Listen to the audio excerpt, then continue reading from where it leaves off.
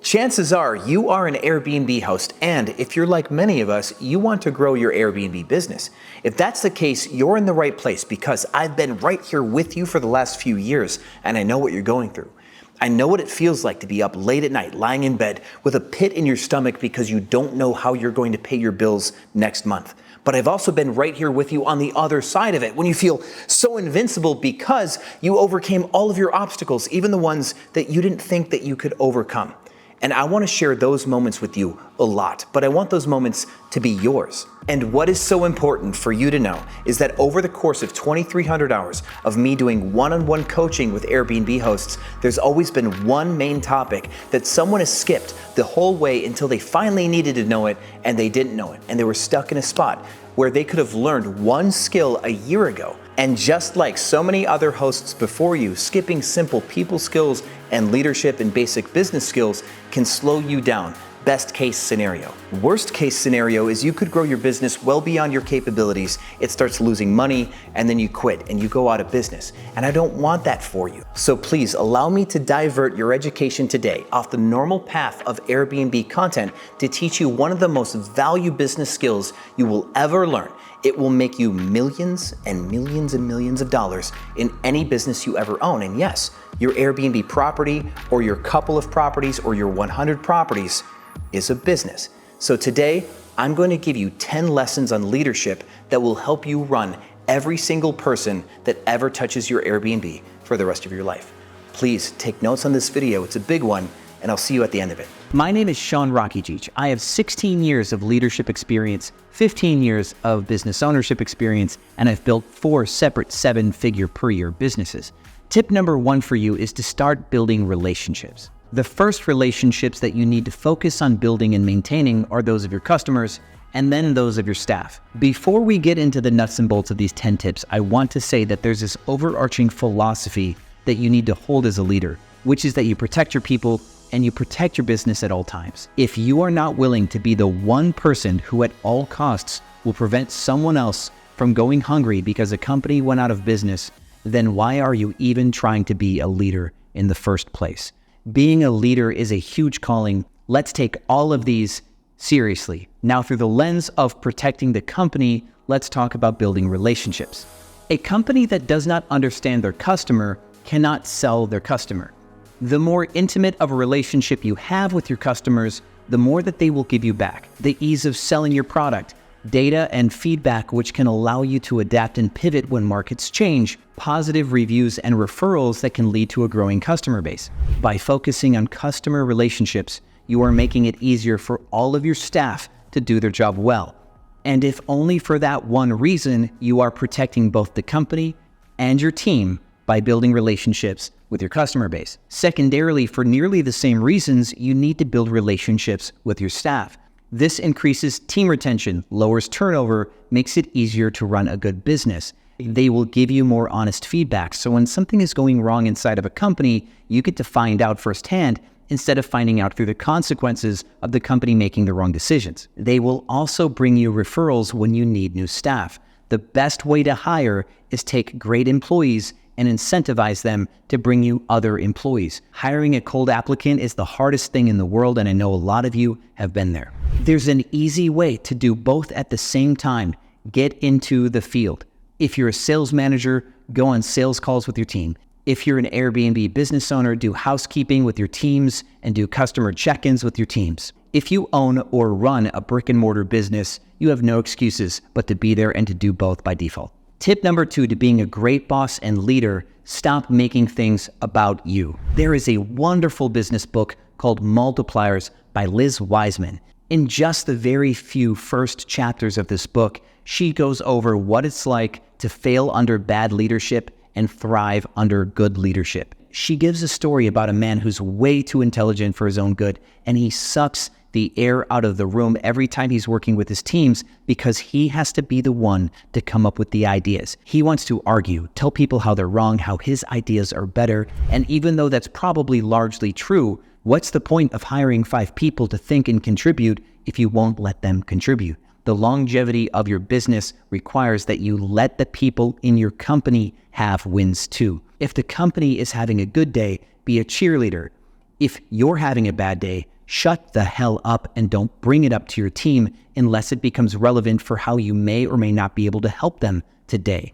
Do not dump on your people. Do not brag to your people. Do not look for them to give you compliments to boost your ego. Instead, reverse that. Let them dump on you. Let them brag to you. Be the one to give the compliments. Make it about them, not about you. Because if you want your business to grow beyond you, the business has to become more than you. Tip number 3 requires that you do number 2. Tip number 3 is to express appreciation. You have to let people contribute and do things, and you have to appreciate them for the things that they do. A business that believes that money is the only reason why people come to work will lose those people when other businesses pay more money, or lose those people when money loses its worth. People want to fit in, they want to be appreciated, they want to be challenged, they want to be part of something bigger. Make it a movement for every inch that they push the business in the direction of that movement. An extension of this tip is to shed your entitlement and your expectation. If you expect people to do stellar work for the money that they're paid, you'll never give people appreciation. Expect that everybody under your sphere of influence comes there with the expectation that they will be and stay average. Expect them to not know their own greatness and plan to open that up inside of people. Only then, when they begin to perform beyond their own capability, will they believe in themselves and you enough to keep that up. Do not expect greatness from anybody who is not in love with their own greatness. Tip number 4 is exactly a leadership tip. You've heard this before in other business circles. Hire fast, promote faster, and fire fastest. That may sound like a business best practice, but again, through the lens of protecting your people and your business, you need to fire people who are not good for your business. They will cause damage. They will cause what I would call inertia, making things harder to happen within your organization. They will cause your best people to quit. They will cause your best customers to leave. Your business will downward spiral if you do not get rid of bad people. There's a book for this called Who? A Method for Hiring. A great book. The concept of promoting quickly may seem risky, but it's really playing an aggressive game. When you promote fast, you're setting the pace in the business. No one ever feels held back. Everyone always feels challenged, and they will stay loyal. The caveat here is you need to understand how far someone can go until you've promoted them to a place where they're not capable of doing the job. I made this mistake many times in my early 20s. I wanted everybody to have all the success, and I did not know other people's limits. I was just way too optimistic about what people could do. What happens is when you promote people beyond their capabilities, beyond their comprehension, they will burn out. They will not give up, but they will try and they will fail. And their winning streak goes away. And then they stop believing in themselves. And then their work quality diminishes. And then they disengage from the business. That domino effect will take a great worker and turn them into a sub-average worker because they no longer believe that they are great. They have to believe in their greatness. And when you kill their winning streak, it can kill their ego. And when you kill that ego and introduce the shame of letting you down for the first time, it can be hard to grow that back. So protect your people by not promoting them farther than their capability, but get them up there as fast as they can. Because when someone is truly challenged in their highest level position, they will feel so enriched and in love with their business that they'll never leave you because they have a perfect job and you put them there. Tip number 5 is great prevention when tip number 4 hasn't gone so well for you. If you've ever had turnover kill your business, not enough housekeepers or sales staff or customer-facing staff or operations staff, and then something breaks because the rest of the business is moving faster than that one section that has lost employees, you know how much this sucks and you know how dangerous it is. And so the only way to prevent this beyond being the best boss possible and increasing retention is to always have a pipeline. Even if you don't think you're going to be hiring for a year, you need to have your finger on the pulse of wherever the applications can come from. Wherever people may apply, find your business, conduct interviews. You need to have an inflow, at least a trickle, so that way you can scale that effort up whenever you truly need it. If you shut off all of your hiring activity, you will forget about it.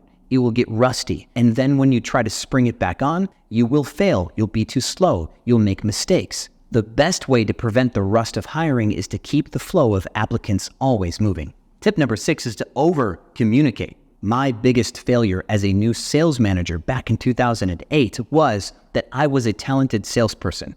And because of that, I assumed that everybody knew how to sell to some degree at least, and I just had to give them the pro tips. I had to teach them the magic.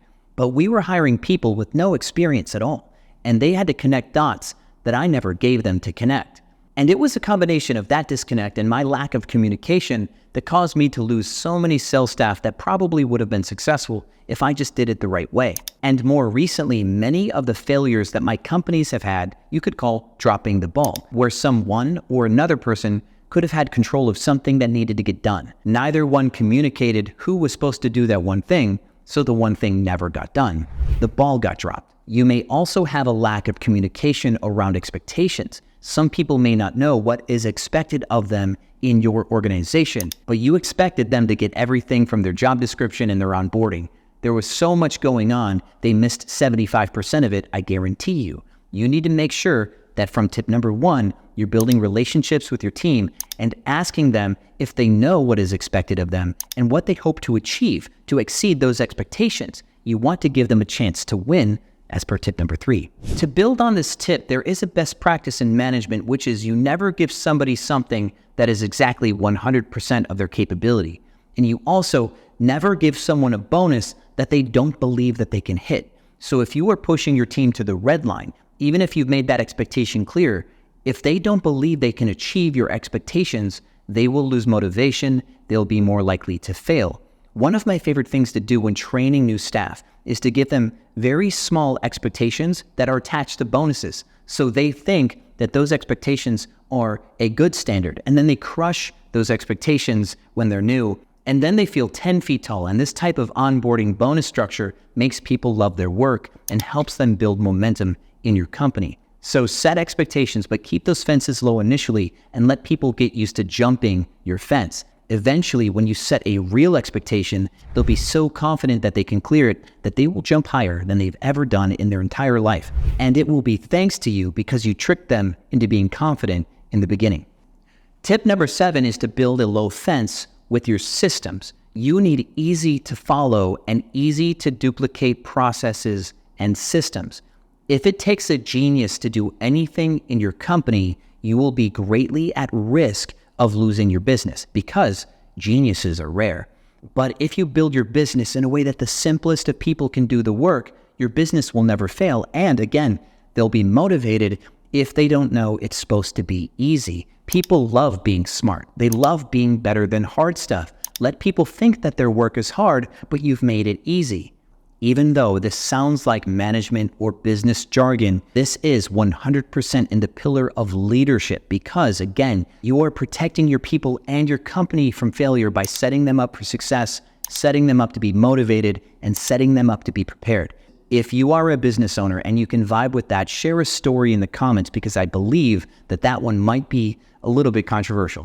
An example of this, in my Airbnb business, I rent apartments, I furnish them, I put them on Airbnb. It's called short-term rentals.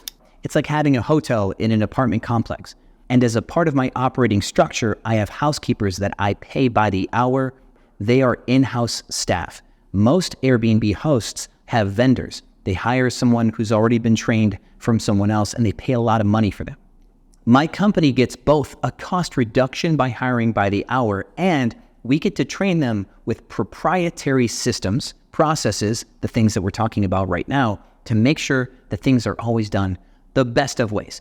And to simplify our processes, I have a 5-step cleaning system. Step 4 has what I call the 4 mantras of step 4. That is something that I can't get specific on because I also teach Airbnb on this channel, and that's not something I teach for free. That's in my Cracking Super Roast mentorship program. But the 4 mantras of step 4, I'm telling you this because they are meant to be memorized by our housekeeping staff. They memorize the 5-step cleaning system and they memorize the 4 mantras of step 4. And every time something doesn't go well, we repeat the 5-step process and the 4 mantras of step 4. And it's the cleanest way to give feedback and to reinforce what it is that we want to happen in the company to ensure quality of clean. And this leads to the next tip. Tip number 8 is continue to inspect what you expect. There is no way to give someone in your organization feedback unless you find out that they did something right or something wrong. And you want to catch people doing things right more than you want to catch them doing things wrong. Because, like we talked about before, if people feel like they've let you down, if they feel like they are doing things wrong or bad, they will become less confident, less invested, they will disengage, and they will eventually quit. So you want people to feel like winners in your organization.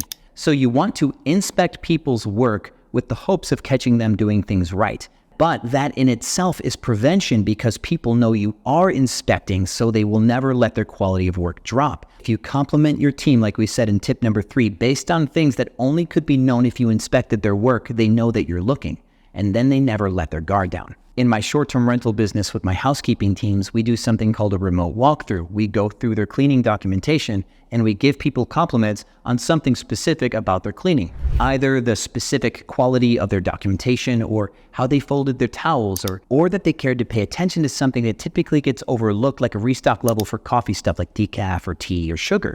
In my sales teams, we have pre-recorded sales calls where they tried to close customers. We will go through those calls and look for where they skillfully overcame an objection, or closed a hard sale, or related to the customer really well, which allowed them to make the presentation. If they don't think their coach is watching the game, they won't make those big plays. Tip number 9 may be the hardest of them all. It's a lifelong commitment to making everything in your company easier. Constantly looking for pain points, cracks in the wall, where things are confusing or hard for people to complete. You are going to spend your life looking for places to improve processes, so that way your people can do better jobs for easier.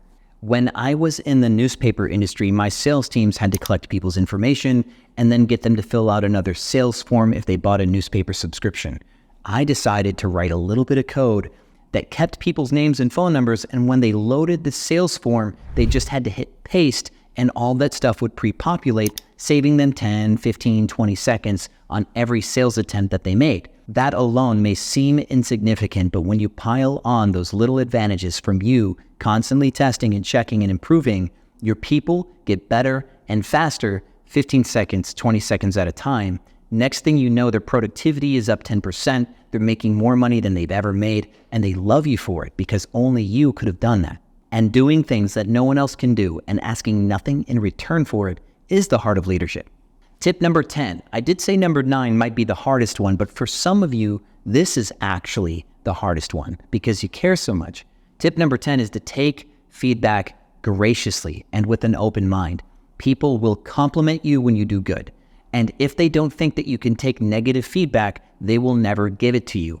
There are a few books on leadership that discuss this point. One is called Leadership and Self-Deception. People do not like shooting darts up the org chart. They know from experience it doesn't typically go well. They don't want to be the person that says something just slightly out of line and they get their head taken off. You need to create a culture in your company where your people know that you take feedback, and they need to know that you understand that if somebody means well but they say things the wrong way, you're not going to hold them accountable for the content of their words, as long as the intent of their words was for the better of the company. This can get a little bit messy at scale. You can have a lot of big players, A-type personalities, all in one room together, and they believe differently on what the company should do, and they have experiences as to why, and they will passionately express their points across the table and offend someone on the other side of it. You will have sales directors insulting engineers.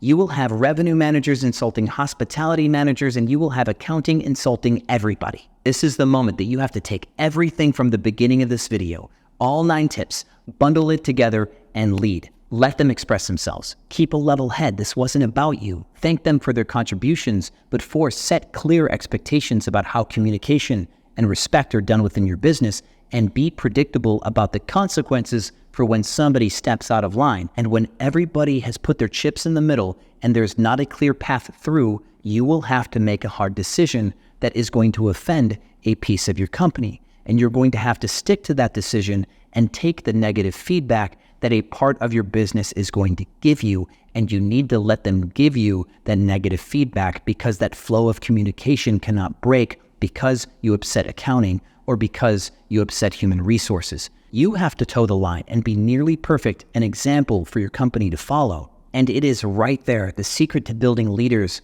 just like you. When you are a prime example of leadership, you are level-headed, but you are humble. You build relationships. You care about people. People will want to be like you. There will be people in your organization that will start to emulate you out of respect. They will dress like you. They will say phrases that you say. When you say something, they will repeat what you say like a parrot. You've seen this before. And this emulation is the best sign that your organization is creating somebody that is capable of doing everything that you need them to do. This is a sign that they are willing to go the distance. Let them go the distance. It is exactly these 10 tips that allowed me to build and then automate 3 separate businesses at the same time, and I took nearly 2 years off doing so. If you want to see that story, I made a YouTube video about how I quit my Airbnb business. Watch that next for context. And with that, thank you so much for taking time out of your day to watch this video all the way through to the end. I'm honored to be here with you. I hope I can bring you more value in the future. I look forward to doing so. As always, my friends, I'll see you on the other side.